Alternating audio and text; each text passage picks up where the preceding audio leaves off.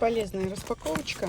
Вот такие магнитные замочки очень удобно применять в квартирах по посуточной сдаче, чтобы выделить для горничной технический шкаф, да, то есть для хранения каких-то расходников.